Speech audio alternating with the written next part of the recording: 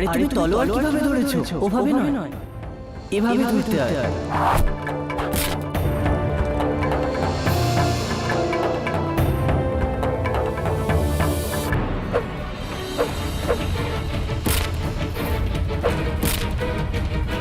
কুমার শক্তি, তুমি এখানে এই আসনে বসতে পারবে না। এখানে বসার জন্য তোমাকে এখনো দীর্ঘ পথ অতিক্রম করতে হবে। তাই বিশেষ করে তোমার জন্য আজ আমার অত্যন্ত গর্ববোধ হচ্ছে প্রতাপ।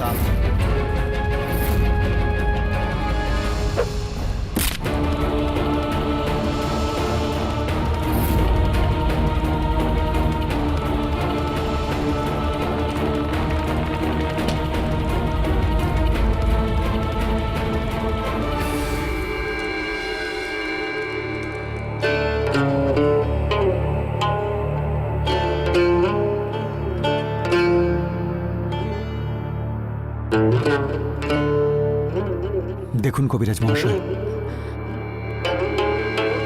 আপনার হাত তো ভীষণভাবে পুড়ে গেছে।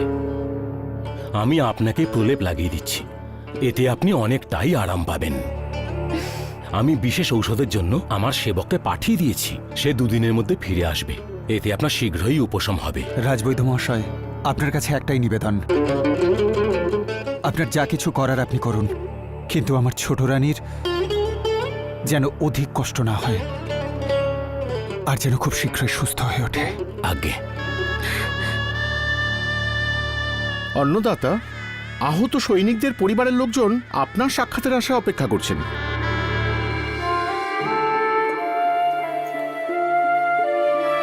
ছোট রানী, তোমাকে ছেড়ে যেতে আমার মন চাইছে না, কিন্তু নিশ্চিন্ত মনে রাজধর্ম পালন করুন মহারাজ। আমি যখন রয়েছি তখন ধীরবাইয়ের শুশ্রূষায় কোনো ত্রুটি ঘটবে না। মহারাজ, আপনি যান, দিদি রয়েছে তো আমার কাছে। তুমি নিজের খেয়াল রেখো, কেমন?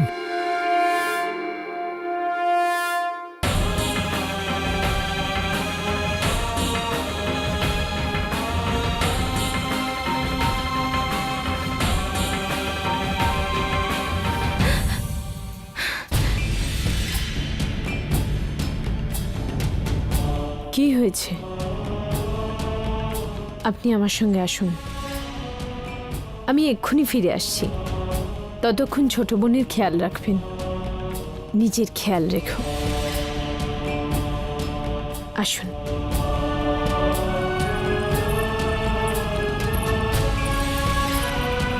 কি হয়েছে বোন? কিছু নয় দিদি। কিছু নয় মানে? আপনার চোখে জল দেখতে পাচ্ছি আমি। বলুন না কি হয়েছে? কিছু নয় দিদি, মহারাজের ছোট বোনের প্রতি এত এত ভালোবাসা দেখে আমার কিছু পুরনো কথা মনে পড়ে গেল। কুমার শক্তির জন্মের সময় আমি কিছুদিন যাবত অসুস্থ ছিলাম। মহারাজ আমার যত্নের জন্য সব ব্যবস্থাই করেছিলেন, কোথাও এতটুকু খামতি রাখেননি।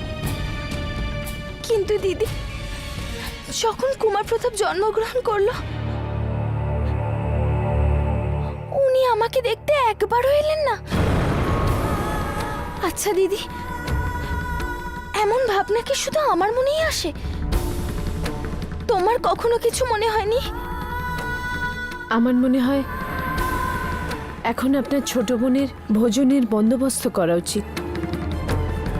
আমার পুজোর সময় হয়ে গেছে, আপনি যান।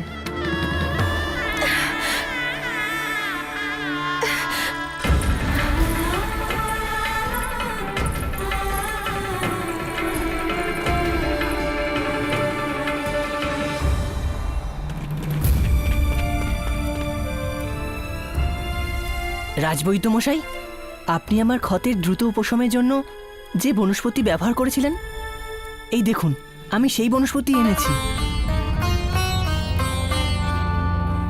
রাজকুমার, আমি আমার ঔষধের বাগানে এই বনস্পতির খোঁজে লোকও পাঠিয়েছিলাম, ওখানে তো ওটা ছিল না।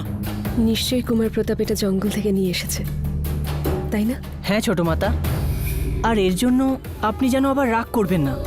আমি একা জঙ্গলে যাইনি, আমি সোমকেও সঙ্গে নিয়ে গিয়েছিলাম। এই নিন, আমি প্রলেপ লাগিয়ে দিয়েছি। এবার আপনি এই পাতাগুলোকে ওর ওপর রেখে বেশ ভালো করে বেঁধে দেবেন। দেখবেন এই ক্ষত দ্রুত সেরে যাবে। কবিরাজ মশাই, আপনাকে অসংখ্য ধন্যবাদ। হাতটা দিন। কুমার প্রতাপ, পিতাশ্রী তোমাকে দরবারে ডেকেছিলেন তাই না? খুব বকেছেন। ছোট মা, যখন আমি আপনাকে বলবো না যে দরবারে আমার সঙ্গে কি হয়েছে, তখন আপনি তা শুনে আপনার সমস্ত কষ্ট ভুলে যাবেন। এমন কি হয়েছে? তুমি তো জানো আমি তোমার জন্য সবসময় চিন্তা করি।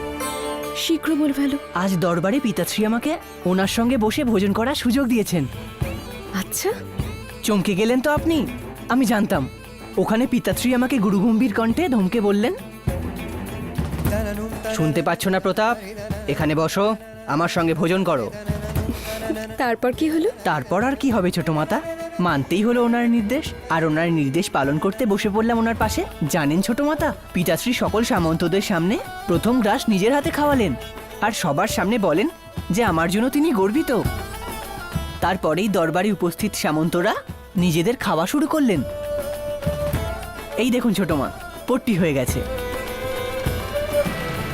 ছোট মাতা, ছোট মাতা। রাজকুমার, মনে হচ্ছে ঔষধের প্রভাবে রানীমা ঘুমিয়ে পড়েছেন।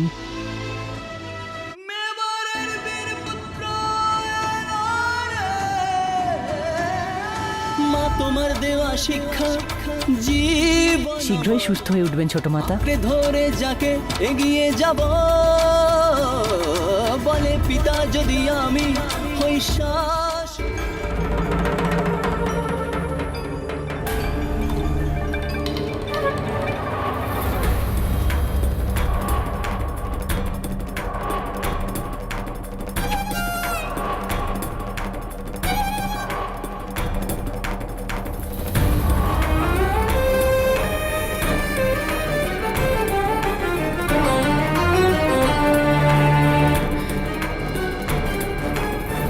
শুয়ে থাকুন রানীমা, আপনার শরীর ভালো নেই। চুপ।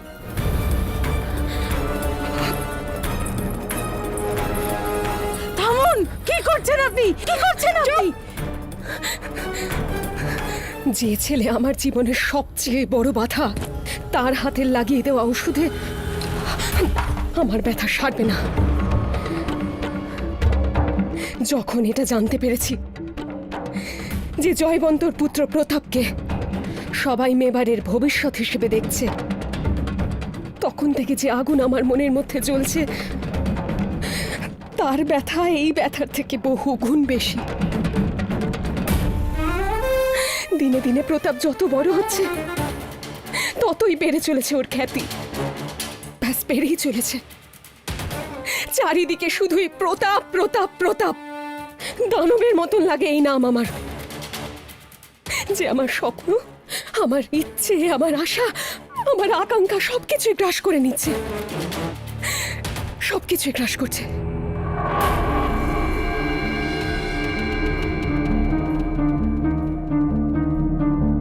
যেখানে আমার জন্ম হয়েছিল, সেখানে আমি কিছুই পাইনি।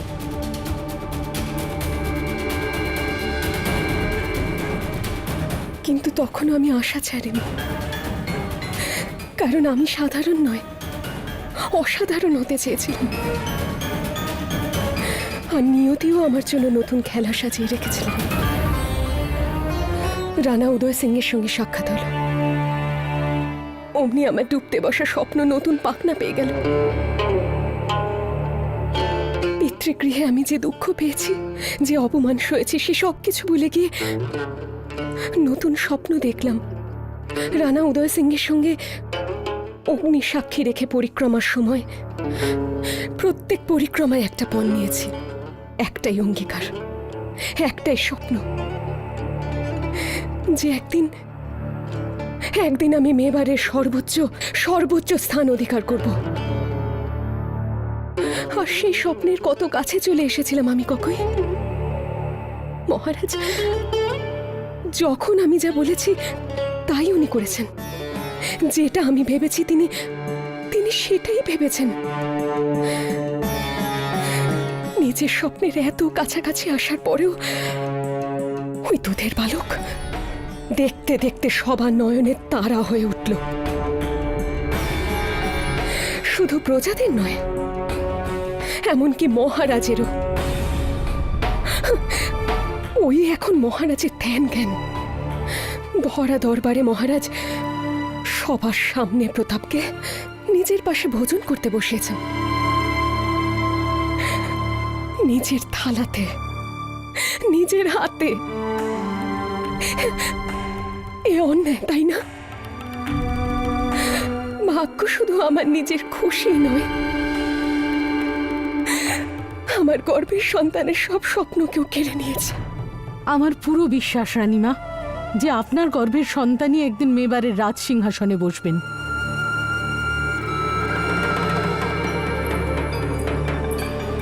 কিভাবে? হ্যাঁ, তুমি বলো আমাকে, কিভাবে? আমার বাচ্চা যার জন্মই হয়নি, কিভাবে সে প্রতাপের মতন হয়ে উঠবে? কি করে সে হয়ে উঠবে প্রতাপের মতন বীর? কি করে হয়ে উঠবে প্রতাপের মতন দয়ালু? কি করে হয়ে উঠবে প্রতাপের মতন বিনম্র? তুমি বলো আমাকে, কি করে সে হবে মেবারের প্রজাদের প্রিয়জন? কি করে কোকই?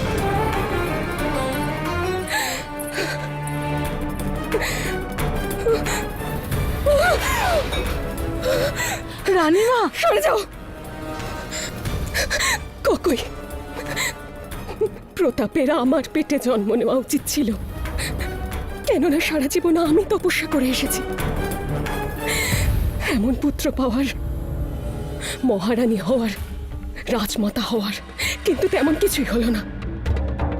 কার সন্তান হয়ে এসেছে ও? ওই জয়বন্তার? সে কখনো আমার পুত্র হতে পারে? বলো না তুমি, সে কখনো আমার পুত্র হতে পারে? নয়তো নিয়তি এমনই নিষ্ঠুর। না, আমার মনে হয় রানীমা, একবার আপনি নিজের মনকে প্রশ্ন করেই দেখুন। কুমার প্রতাপের জন্য আপনার মনে গভীর ভালোবাসার শিখা দেখতে পাবেন।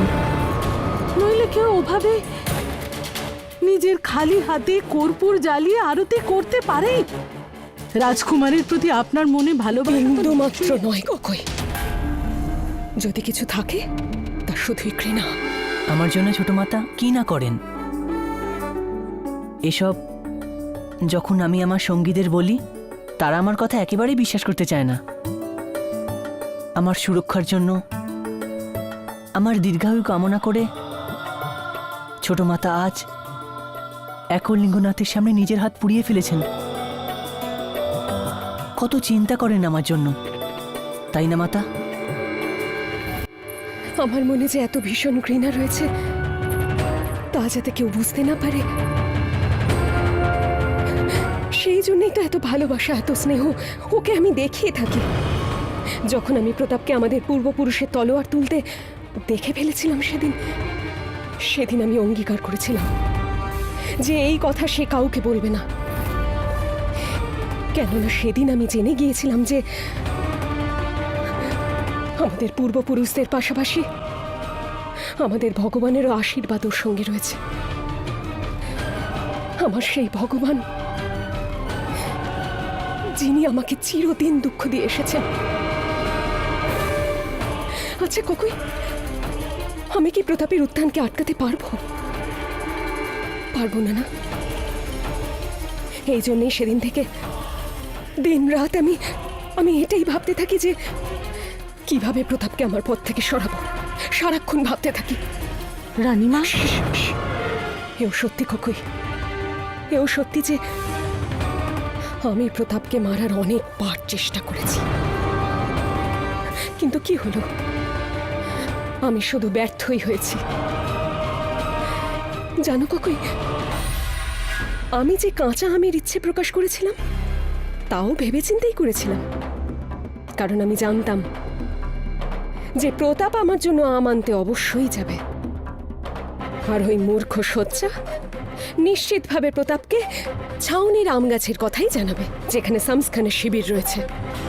কিন্তু কি হলো কোকই, সামস্খান প্রতাপকে মারতে পারল না তো। উল্টে সে ওখান থেকে আরো বড় যোদ্ধা হয়ে বেরিয়ে এলো।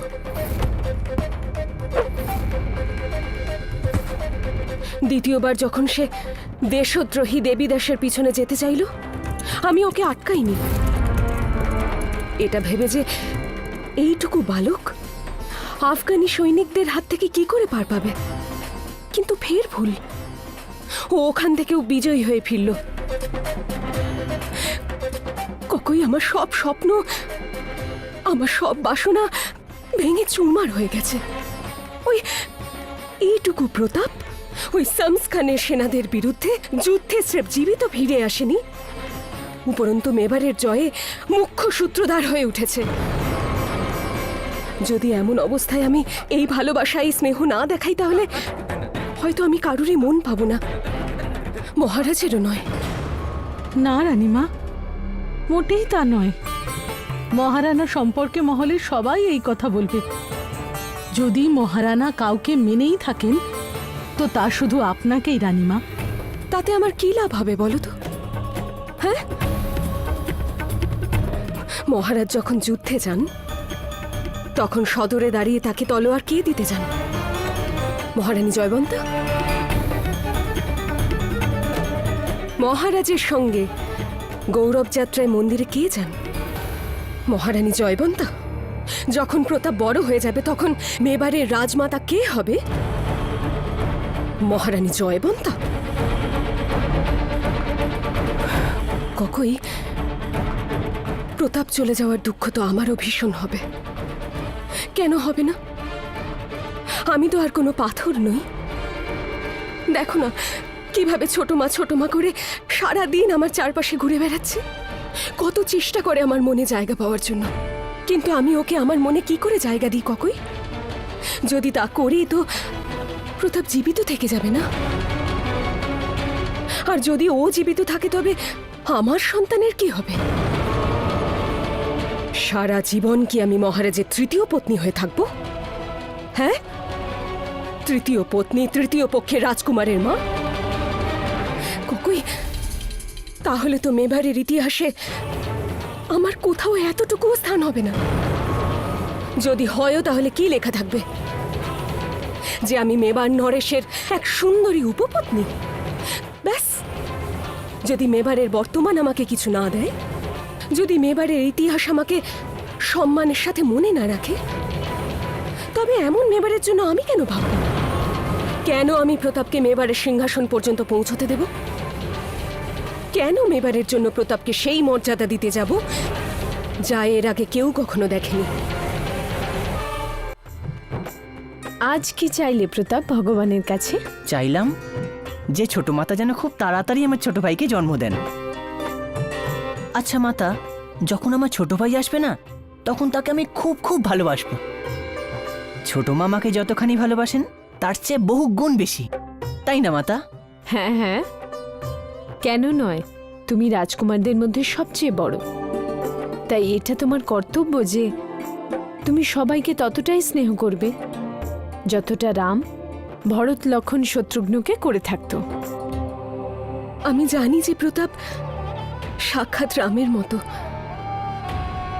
তাই যখন ওপরে যাব না, তখন ভগবান আমার পাপের হিসেব নিকেশ করবেন। তখন তাকেও বলে দেব যে আমি যা করেছি কেন করেছি। বোঝাবো তাকে আমি যে আমার সাথে কি কি অন্যায় করেছেন। কি করতাম আমি? বাধ্য হয়েই পাপ করেছি। তারপরেও তিনি চাইলে আমায় যা দণ্ড দেবেন আমি মাথা পেতে নেব। ককই, হার আমি মানব না, বুঝলে তুমি?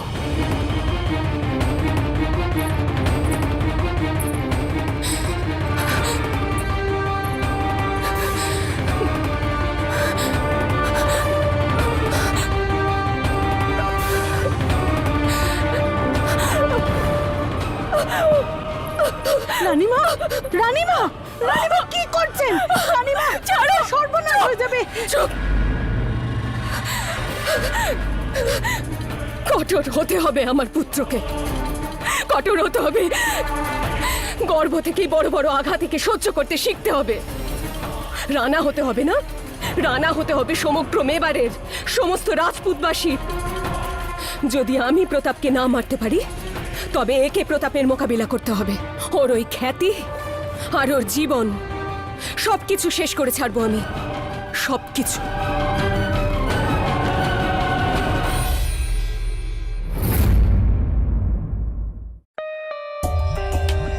For more updates, subscribe to our channel, click the show links and enjoy watching the videos.